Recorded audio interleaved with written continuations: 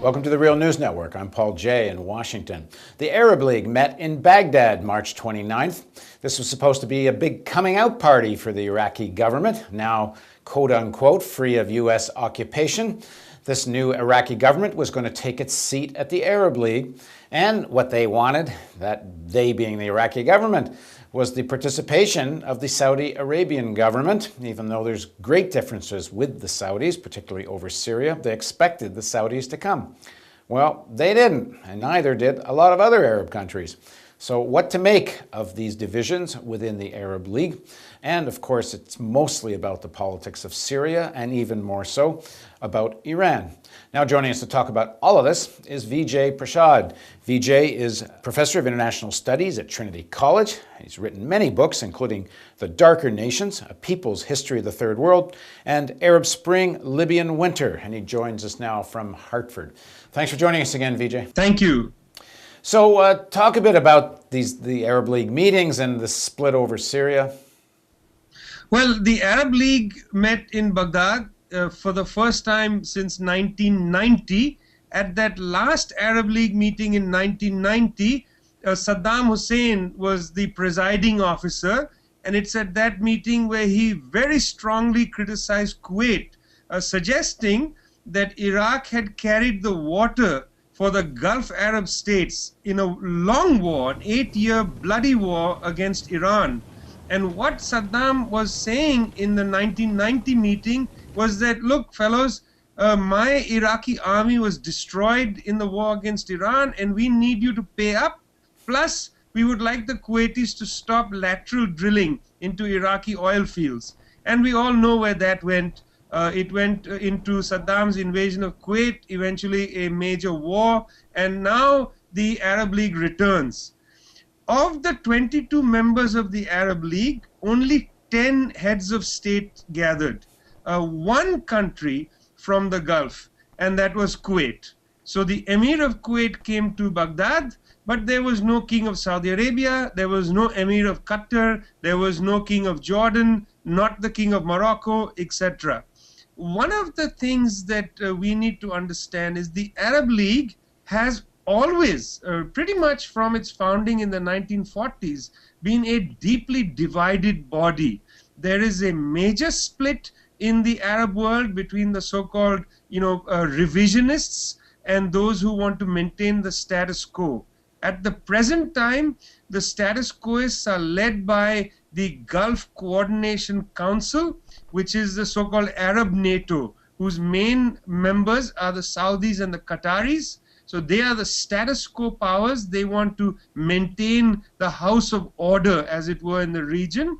And the second set of powers, who are generally associated with a non-Arab country, which is Iran, are revisionist powers, where they seek to have a different order of things in the Middle East and in West Asia. So this divide in the Arab League is only occasionally bridged, as with the war in Libya. And it has opened up again because the debates that took place around Libya have returned over Syria. And so the Arab League, not that it is newly disunited, has in a sense always been disunited. But one of the things you could say is new is Iraq now not the great ally and willing to take on the Iranians as it was under Saddam.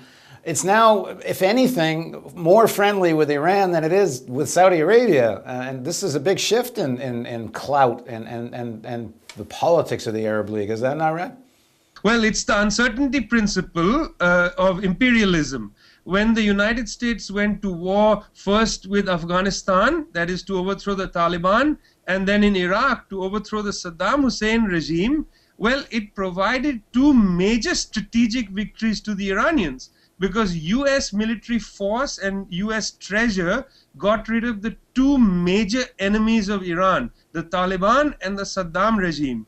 And having removed the Saddam regime, the United States brought to power the forces of the mainly Shia-backed political parties, now led by Nouri al-Maliki.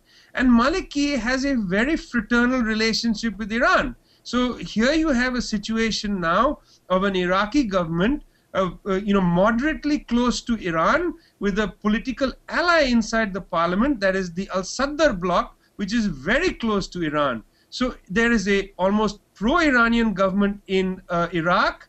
They have decided not to follow through on the status quo objectives of the Saudis, which they had done in that war in the 1980s. Now, you have to step back and understand the context of this Arab League meeting. Last year, when the violence broke out in Benghazi in Libya, the Saudis and Qataris, in a sense, hornswoggled the Arab League.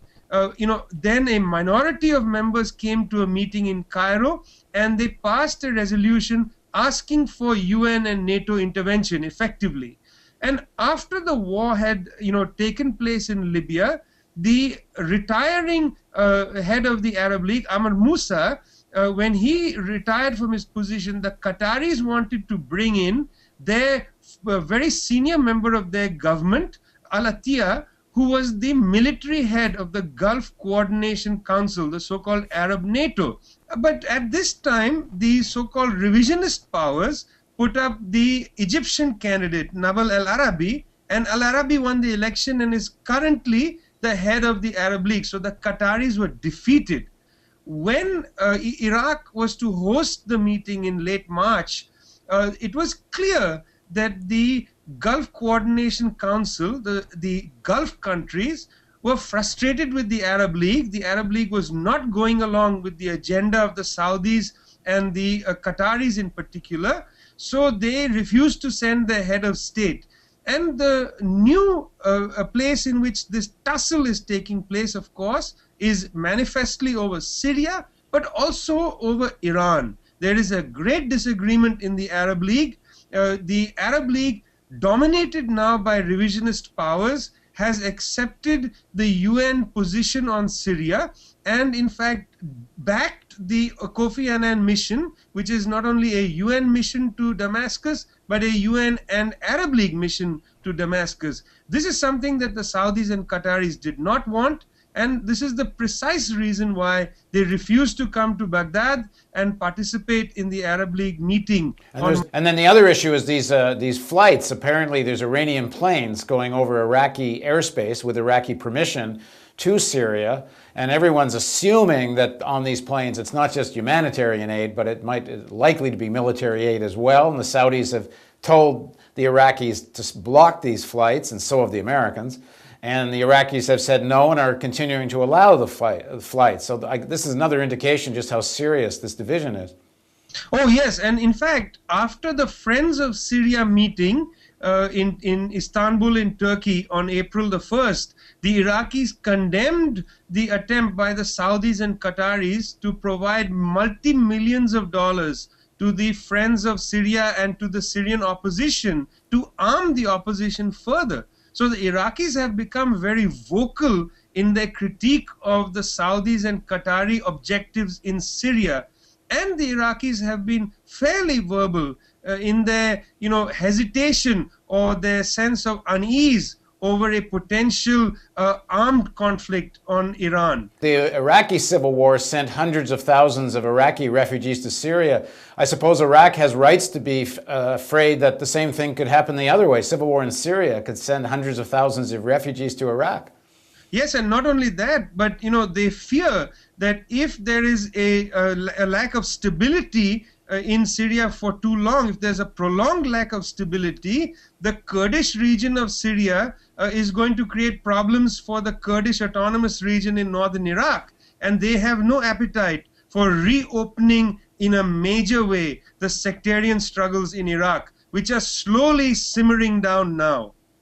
Well, again, as we talked about in another interview we did about Syria, you have on one side forces led by Saudi Arabia and Qatar, and who seem to want civil war in Syria, don't mind the disorder and the chaos. Their regime change seems to be their only agenda, and I guess it's to get at Iran. And allied with them, you have Syrian National Council and U.S., and on the other side, you have, for their own reasons, Iran and Iraq, who seem to need stability and want stability in Syria and don't want civil war. And you have many forces, oppositional forces in Syria, who also don't want civil war. I mean, is that the way this is shaping up? This is indeed the situation, it seems. It also should be underscored that there's something quite disturbing, something Orwellian about how the language of humanitarianism and protection of civilians is being utilized by the West and the Gulf Arabs, whose policies actually are going to create further bloodshed and a great deal of instability in the region. One cannot predict the level of bloodshed these kind of policies are going to create. And I think this is something that we don't often enough talk about, which is this cynical use of language and of human rights to prolong conflicts. Thanks very much for joining us, Vijay. Thank you. And thank you for joining us on the Real News Network.